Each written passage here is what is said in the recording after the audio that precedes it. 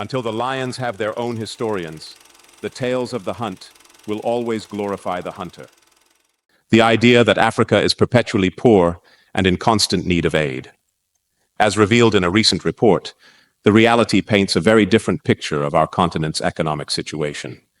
The report by Global Justice Now showed that sub-Saharan Africa isn't just a needy beneficiary.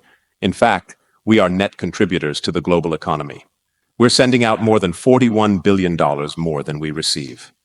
While it's true that our continent receives about $161 billion annually through loans, remittances from our diaspora, and aid, the outflow from Africa is significantly higher, at $203 billion each year. A large chunk of this outflow, about $68 billion, is lost through tax avoidance by multinational corporations. These corporations often exploit legal loopholes to shift their profits to tax havens, making it seem as though they're generating their wealth elsewhere. Furthermore, around $30 billion is taken out of Africa in the form of profits by these corporations. They earn in Africa, but send these profits back to their home countries. This results in cities like the cities of London and Paris flourishing from the wealth extracted from our resources and the hard work of our people. This side of the story challenges the often one-dimensional portrayal of Africa as a continent in constant need. It highlights a more complex economic reality, where Africa's wealth is substantial but is being diverted away from its land and people. It's crucial to shine light on the subtler ways wealth is being siphoned from our continent. The report uncovers alarming figures. $29 billion a year is lost through illegal activities like logging, fishing, and wildlife trade. But that's just the tip of the iceberg. The report also highlights a debt of $36 billion owed to Africa due to climate change impacts. Europe developed using fossil fuels, but Africa is left to face the brunt of climate change without similar opportunities. We didn't cause the climate crisis, yet we're among the most affected. Moreover, the assumption that all wealth flowing into Africa benefits us is overly optimistic. Loans exceeding $50 billion to our governments and private sectors often morph into burdensome debts. Look at Ghana, where 30% of government revenue goes to debt repayment, triggered by speculative loans and exorbitant interest rates. A striking example is a certain aluminium smelter in Mozambique, financed by loans and aid, which now costs the country far more than what it initially brought in. The examples in other African countries are countless. There are about 165,000 very wealthy Africans with a combined wealth of $860 billion.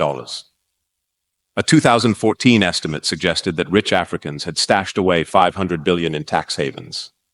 This stark reality reflects an economic system that allows a few Africans to become rich at the expense of the many, as wealth continuously flows out of Africa.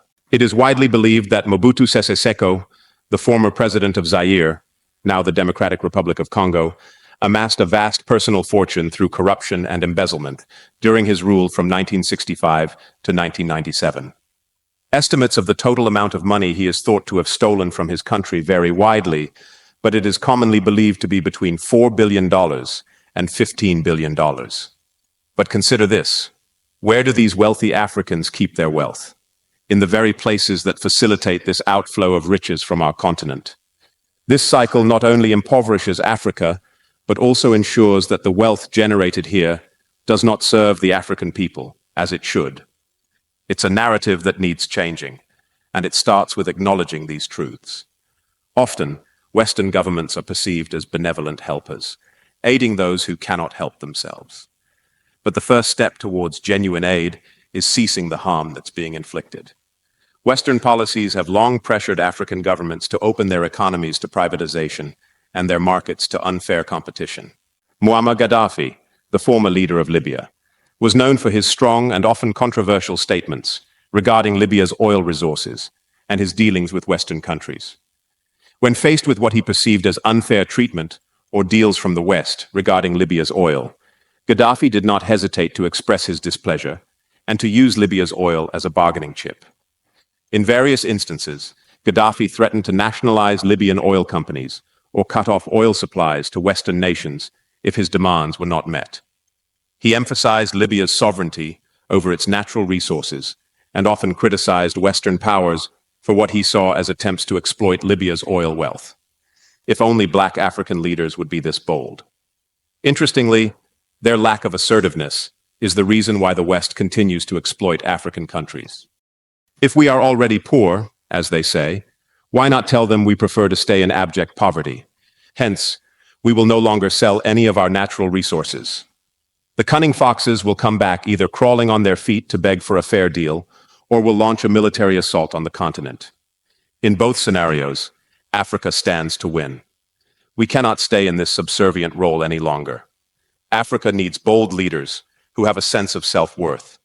This form of leadership will emerge with the renewing of our minds as Africans. Africa is inherently wealthy. It's time to stop contributing to this lie that keeps on giving. Let me know your thoughts in the comments section. We are One Black Africa. We would like to say a special thank you to our members, Nubian Storytellers. Thanks for watching.